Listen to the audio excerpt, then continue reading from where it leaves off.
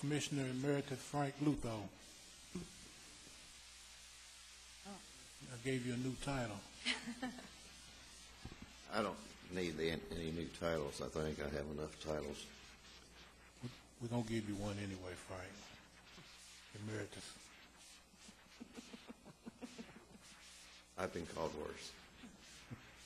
Frank Leuthold, 37923.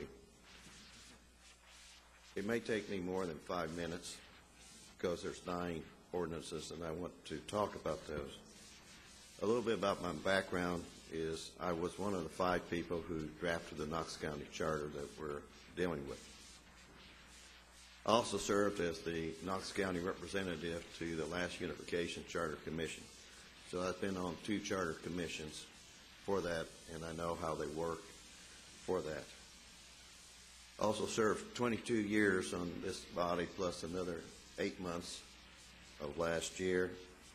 I served 18 years as chairman of the Finance Committee and 20 years as chairman of the Pension Board in Knox County. I also will say that of the reapportionment, and Commissioner Briggs brought it up, and I want to discuss this issue because it's a very real one, that I drafted the reapportionment plan for Knox County Commission after the 1980 census, the 1990 census, and the 2000 census.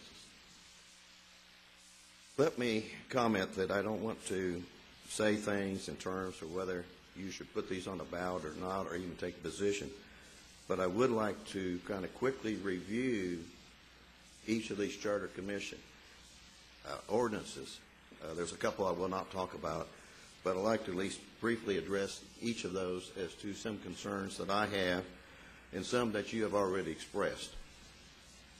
One, and that is 101, and that is the number of the signatures it takes to get on a charter thing. Right now, our charter states that it's 15% of the gubernatorial race. That's exactly what they're asking in this one.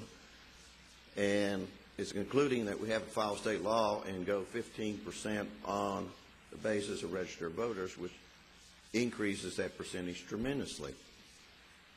If we have a file state law now, why would this one necessarily override what's already in the charter? Says 15% here. So it's the same thing, just as it acknowledges the Tennessee Code annotated, but by reference that's noted now. That's just a matter here. I have no answer to that, except that the voters have already spoken as to what they have. So we agree with that. If we can get there, fine. On the one about county employees, I think it's pretty clear as who's our county employees or not. It's not entirely clear. But I have some major questions as to the second part of that, whose compensation is required to be funded directly or indirectly by Knox County. I've heard their explanation that they think that is a very narrow view of that. My question is, I'm not sure whether that's 50 people or 50,000 people, because I could construe, and the law department has not opined to that because they don't know the answer either. If they don't know, who does know? Because if you take everybody that has any compensation from Knox County, then that is every hospital in Knox County. We have contracts for every hospital in Knox County. We have such agencies, the MPC, the Public Building Authority, Development Corporation, bus contractors. We have many building contractors here. We spend $600 million a year in Knox County. We spread a lot of money around a lot of places. And if you want to read it in certain ways, we could be disenfranchising thousands of people from serving on the commission, or they would have to give up their employment. That would be their choice. So it's not just, as they say, just county employees. The second part of that here, the voters can decide whether they think county employees should serve or not. But the second point of that, they may not know what they're voting on. That's just one. I think it's very vague on that. And that was Resolution 10, or Ordinance 108. Ordinance 103 that deals with the and very briefly on this one, this deals that if you have a conflict, and they call it personal interest, and I have a problem with what that means, that the form should be filled out by any employee that serves on a body that may have a discretionary conflict, that they file this with the law director. Other things are filed with the Knox County clerk. That's the one that keeps the minutes of the county commission. So what amounts to, we have different pieces of paper filed in different offices. My notion is we all have a place where we file significant pieces, papers and minutes and so forth, rather than have one office here and there where nobody knows where's the office, where the proper office is. That's sort of a bookkeeping thing, but it may be an important bookkeeping item. We also have 105, Ordinance 105, and that's the one that, and we talk about the constitutional offices. I guess if this would go on about and pass, they wouldn't be called constitutional offices because the Constitution no longer reigns. Now, in what was passed at the last amendment change is that we define the duties, job, oath of office, and everything for those offices. This one here, not only does it eliminate and makes them appointed, it says the duties, it's job descriptions by the mayor. Right now, those constitutional offices, most of their job duties are described by the laws of the state of Tennessee and the Constitution of the state. They describe what those duties are. Most of them have bond. We have no notion that they have to put forth bond any further. We have no notion here that jobs can change with the mayor. And so what amounts to jobs that the state of Tennessee say must be done by these people. So it's more than just removing them from being elected and appointed. The job descriptions can be changed almost at will. And so we don't know whether the clerk has to do the job of the clerk. We don't know whether the property assessor has to do the job of the property assessor. It may be that we don't have a property assessor. We'll have somebody else to determine the value.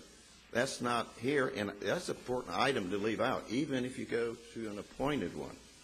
There might be some logic for an appointed one, but the duties ought to be those that are required by law. And that is an important exception. I take exception to, really. I think we ought to follow the wisdom of the state of Tennessee and the Constitution of the state, at least not change the duties and requirements of these jobs. Commissioner Leuthold has requested you get some extra minutes. So go ahead. I thank him kindly. Thank you. I'd like to. Well, I'm not so sure that Commissioner Leuthold wanted it, but one of the others may want it. So there's not an appearance of conflict of interest. I'd like to make that request. Go ahead. I'll make a request. We give him He probably has to recuse himself on that one. Ordinance 109, that deals with a commissioner recusing himself. I feel very strongly, one, that conflicts of interest need to be revealed. Yes. If you have a conflict, you need to reveal it. There are times when you have a conflict that you need to recuse yourself. But let me speak to an issue here that's different than nonprofits and different from most other organizations. Knox County Commission operates on a constitutional vote. Okay? If the membership is 19, it is a regular resolution, it takes 10 votes. If it's one that requires 2/3 votes, we're looking at 13 votes. That is, if you have 19. But if you reduce the size, those same things will come in. There's only one way to vote yes. That is a yes vote when you're present and vote yes. There are 4 ways to vote no. 1, to vote no. 2, if you're not at the meeting, you vote no. 3, if you abstain from voting, you vote no. And the 4th one is you recuse yourself, you vote no. So what we're telling the person, that if you have a conflict, you, in essence, have to cast a no vote. Your vote doesn't count. It counts as a no vote. Now, that may be where you want to go. But the bigger issue here, there are many things involving Knox County that are bigger than some commissioners' conflict of interest. You may be representing 40,000 constituents.